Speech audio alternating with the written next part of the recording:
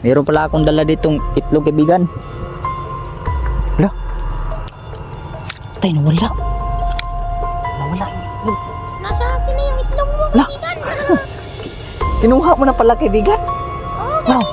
Kinuha na pala niya mga boss ang itlog, mga boss. So yo, what's up mga boss? Yan, isang mapagpalang hapon sa ating lahat yan mga bossing, no? Yun, sa gusto pong makaalam ng paragis po. Ito po yung paragis mga boss. Ito po, ganito po yun. Yan. Nilalagaan ko rin si Demystery ng ganito mga boss. Kasi meron siyang picos. Ayan.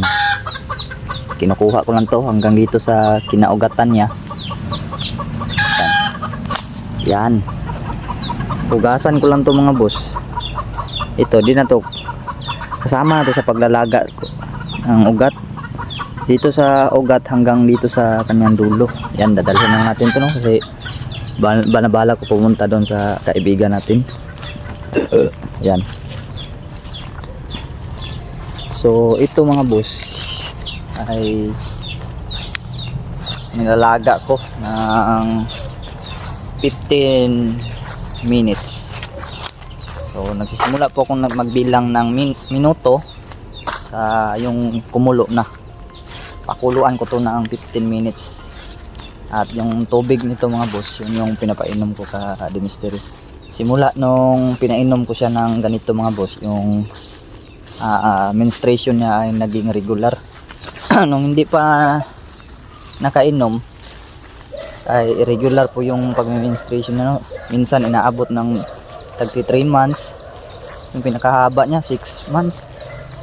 Hindi pa dinatnan, pero ngayon ay regular na po, no? Buwan-buwan na po siya dinadatnan dahil sa tulong nito, no? Ito po yung paragis, no, sa gusto makaalam. Yan, no? Yan. Yan po yung purma ng paragis.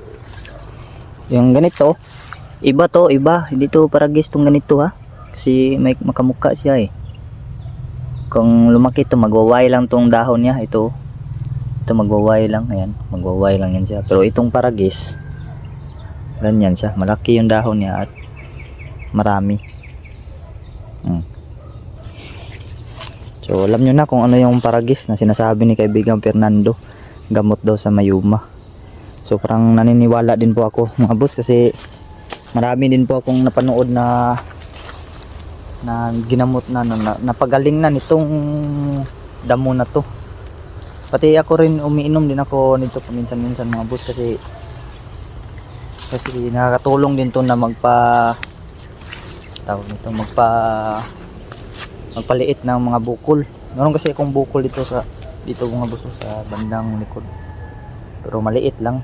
Yung uminom ako ng paragis, talagang lumiit siya konti mga boss. Ito yung sabi ko, baka mapagkamalan yung paragis. Hindi po ito paragis, ha. Itong ganito, iba yan, iba. Dalawa lang yung bulak ang dahon niya. Dalawa lang yung bulaklak niya. O, yung same sila ng parang ganito. Pero yung pagdating sa dulo, hindi, kasi paway lang to. Itong paragis, ayan, ito yung purma ng paragis. So paragis lang talaga to ang tawag nito mga boss, paragis. Wala na akong ibang alam na pangalan nito kundi paragis lang, no? Yan, no?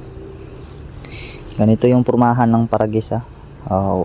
Ulitin ko mga boss, kasi merong mga nagko-comment na pinapatanong o tinatanong sa akin kung anong anong Tagalog ng paragis. Wala po akong masagot na pangalan pa nito, kundi paragis lang talaga itong halaman na ito mga boss. Basta ganito yung purma niya, ganito. Yan, yan. Siguro alam nyo na itong purma niya mga boss, yung itsura niya. Yan, nandito, marami to sa paligid. Marami to sa paligid mga boss. Sa totoo lang mga bossing, sobrang napakadami talagang herbal sa ating paligid talaga mga boss, na makakatulong sa mga karamdaman natin.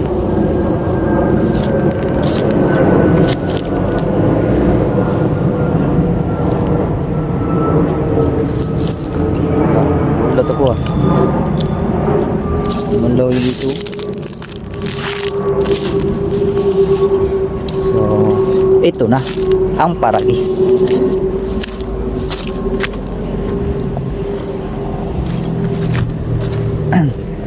Dito na tayo mga boss sa daan patungo sa bahay.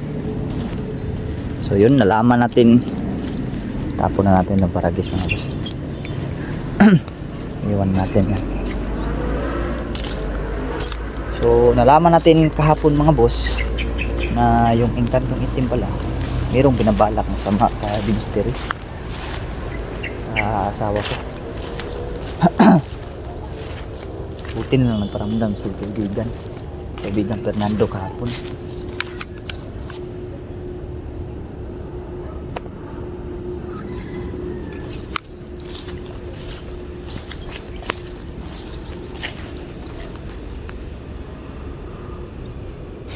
Tahimik man ngayon mga boss.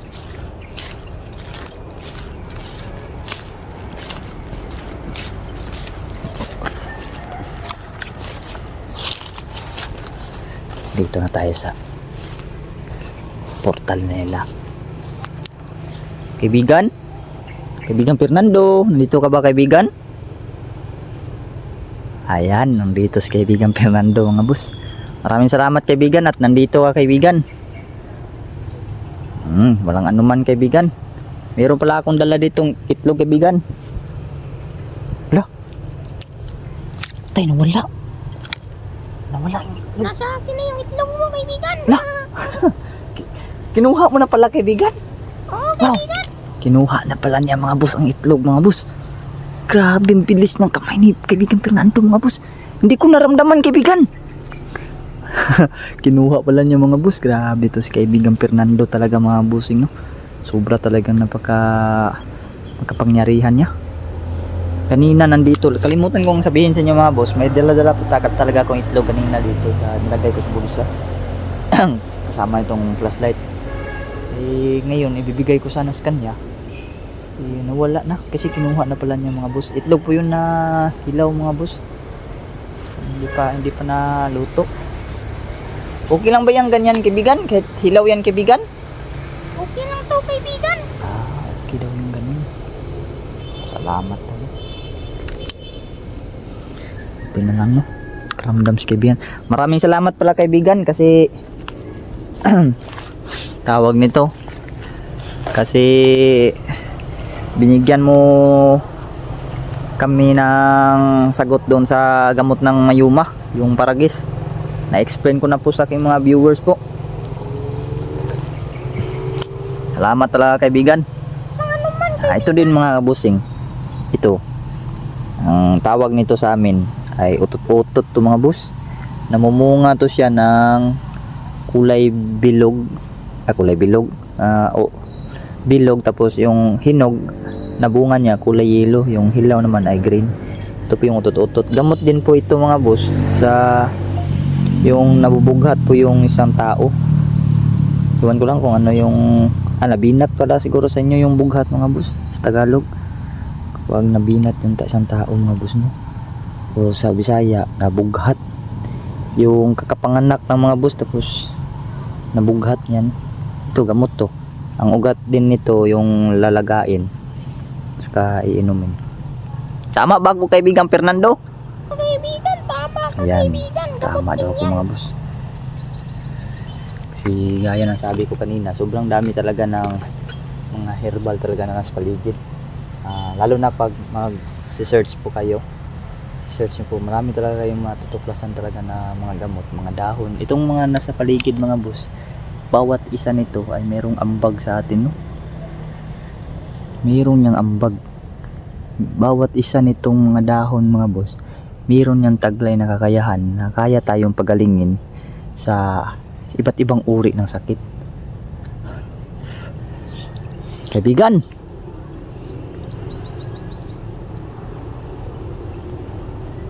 wala si kaibigan Fernando mo. Kaibigan, nandiyan ka pa ba kaibigan? Oo, kaibigan. Nandito pa ako. Nandiyan pa pala siya. Hindi na ba nagpakita yung Engkantong Itim dito kaibigan? Hindi na, Hindi na daw. Hindi na daw mga boss.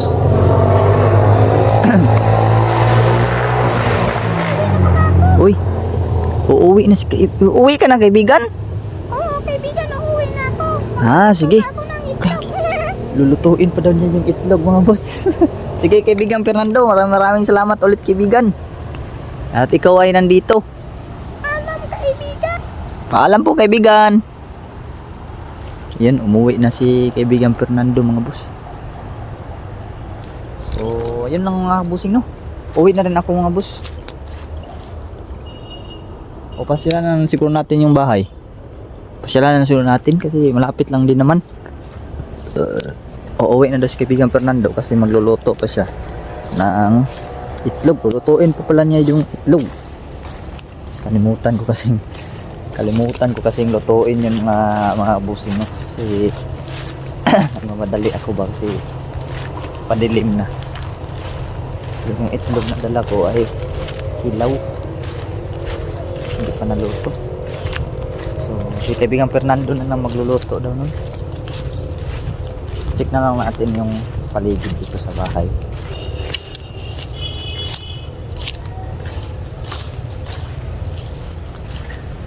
So yun mga boss, meron pa mga katanungan dyan. I-comment nyo na lang dyan sa meron pang gustong magpatanong sa kaibigan Fernando para masabi din natin sa kanya kung mabibigyan natin ng sagot o hindi. So yun, nandito na tayo sa swimming pool. Goods na goods pa rin yung swimming pool, mga boss. Hindi pa rin kumukupas yung tubig. Yan. Ang lamig. Lamig. Grabe, sobrang lamig. Wow. Hindi na pumupa yung tubig, oh. Tagal na to, mga nasa 3 days na. Magpo 4 days na to. Naloko na, inabutan ko ng ulan dito, mga boss. Ayan, oh. Umuulan na. Check lang natin yung bahay, baka di nasirado. Yan, umulan na talaga.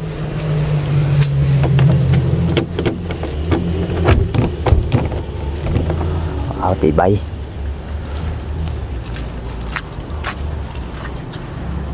Ang dami ng lagbati, oh.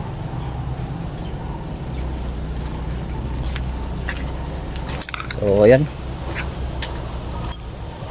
Uwi na tayo, mga boss.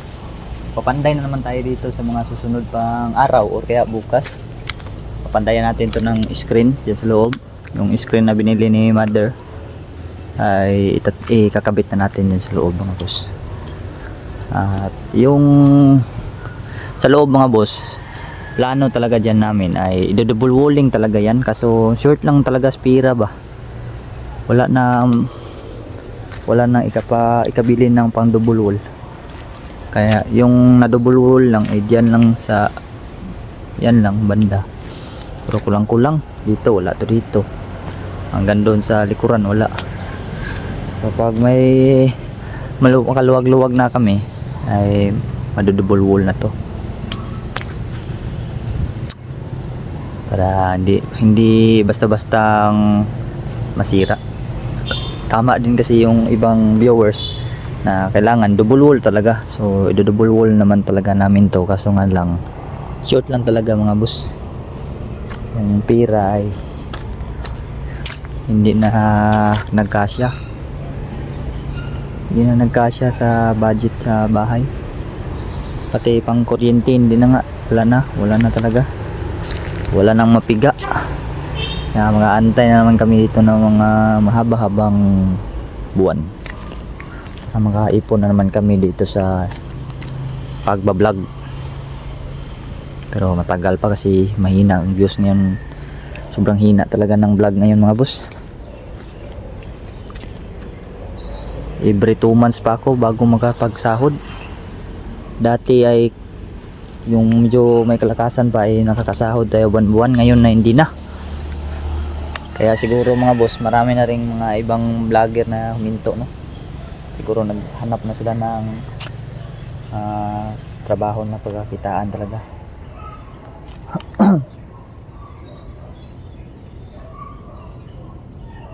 Kaya iniwan na nila yung pagiging vlogger na mga boss. Siguro pansin nyo din naman yun mga boss, na yung mga malalakas na vlogger noon na kasabayan ko ay wala na.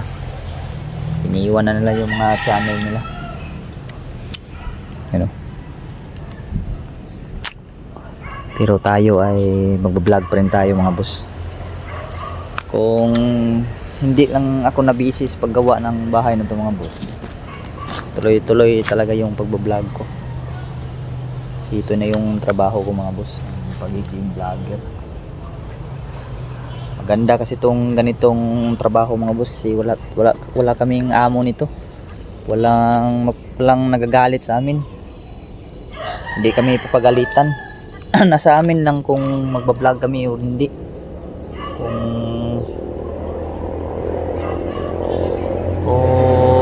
matyaga kang magbablog ay makakasahod ka talaga. Laki ng bunga mo boss. Yan, dalawang bunga na. May nakita tayong dalawang bunga. Dadami na itong bunga na to.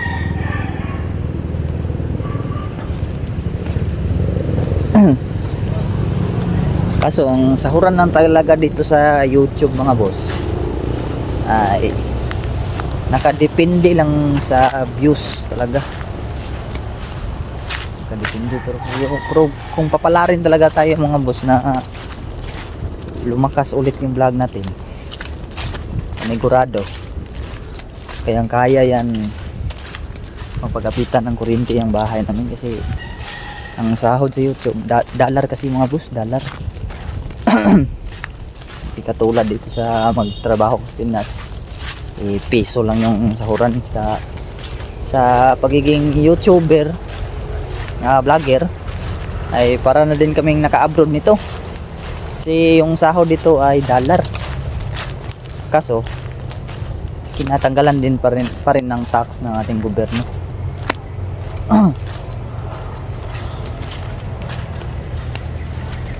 So tsaga-tsaga naman tayo dito mga boss.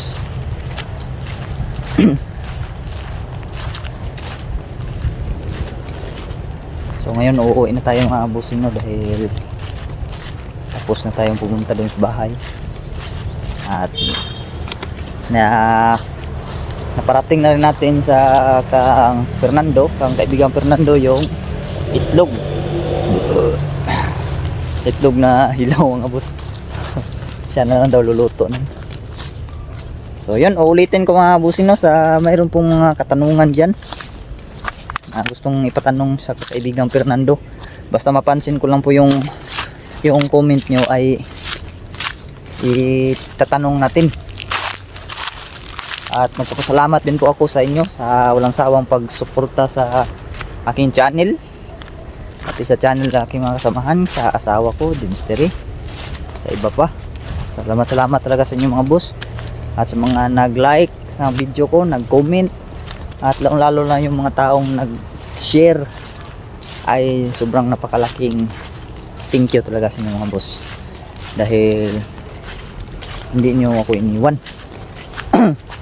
So yun lang mga boss, maraming salamat ulit mga boss. God bless yung lahat, and also peace out.